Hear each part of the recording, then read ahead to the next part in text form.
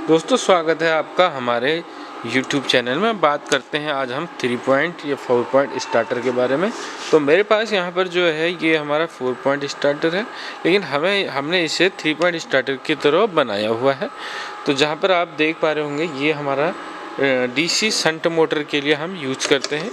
और जहाँ पर हम कहते हैं कि बात करते हैं कि जहाँ पर स्पीड को हमें ज़्यादा करना होता है तो वहाँ पर हम इस स्टार्टर का यूज़ नहीं करते हैं। ये हमारा 3 पॉइंट स्टार्टर है। 3 पॉइंट स्टार्टर DC मोटर के लिए यूज़ होता है। तो जहाँ पर हम बात करें ये 3 पॉइंट होते हैं। इसमें कौन कौन सा क्या क्या पॉइंट होगा इसके बारे में ही हम जानने वाले हैं, और इसके कुछ विशेष पाठों के बारे में जानने वाले हैं, इनमें क्या क्या कौन सा क्या क्या होगा। ठीक है, तो जैसे हम यहाँ पर देख पा रहे हैं ये हमारा फर्स्ट टर्मिनल है, सेकंड, थर्ड। अब इसमें हमें टर्मिनल 3 पॉइंट का है तो इसमें एक L होगा, एक इनमें से कोई L होगा, और A होगा और एक F होगा। जैसे हम शंट मोटर को चालू करने के लिए उसमें 2 वाइंडिंग होती हैं, आर्मेचर वाइंडिंग और एक शंट फील्ड वाइंडिंग।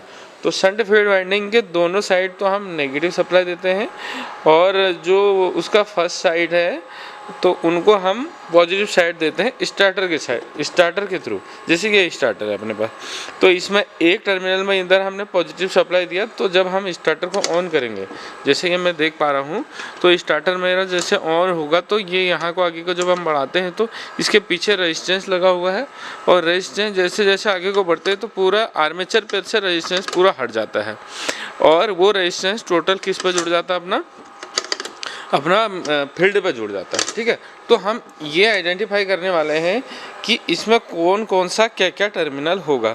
यदि आपने हमने इसको समझाया है बोर्ड पे, वीडियो नहीं देखी है तो कृपया आप वीडियो देख लें, और आपको जल्दी समझ में आ पाएगा कि हम कैसे इसके आइडेंटिफाई कर पाएंगे।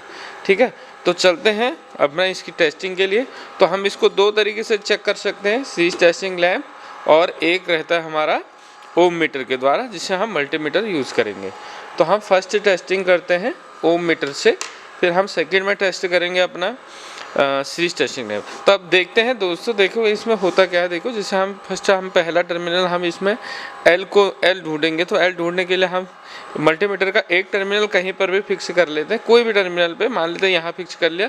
तो यदि ये L होगा तो यहाँ पर ये कोई भी स्टार्टिंग में कोई रिएक्शन नहीं देगा, और यहाँ पर भी कोई रिएक्शन नहीं देगा। जब हम हैंडल को ऑन करेंगे तभी इसमें रिएक्शन आना चाहिए। यदि ऐसा होता है तो जो हमारे ये टर्मिनल ये वाला होगा, ये हमारा फर्स्ट टर्मिनल होगा। तो ये हैंडल को हम आगे को लेके जाएंगे, तो इसके कुछ पार्टों को समझते हैं। ठीक है, तो ये हो गया हमारा, ये हो गया NBC कॉइल। जब हमारा पूरा हैंडल यहाँ पर आएगा और लाइट जाने पे पूरा वापस चले जाता है, तो यहाँ पर जब हैंडल आएगा तो इसको यहीं लॉक करने के लिए ये इसका NBC कॉइल है, ये इसके थ्रू वापस जाएगा। ठीक है, और ये है इसका ओवरलोड कॉइल, जैसा हमने चर्चा करी थी अपनी थ्योरी क्लास में। तो ये क्या होगा, इसको कैसे कनेक्शन किया जाता है। इसमें देखो 2 ग्रीन वायर, एक नीचे हो रहा है एक ऊपर वायर। तो ये दोनों जो ये हमारा NBC कॉइल है, इसका बाईपास सप्लाई इसको दी जाती है। इसके इनपुट में जो जैसे यहाँ से इसका इनपुट हुआ है और जहाँ से इसको आउट हुआ है, तो वहीं से 2 टर्मिनल लेके यहाँ पर ये 2 टर्मिनल यहाँ कर देते हैं, और जब हम इन 2 को शॉर्ट करते हैं ना, तो ये क्या होता है, ये बाईपास हो जाता है।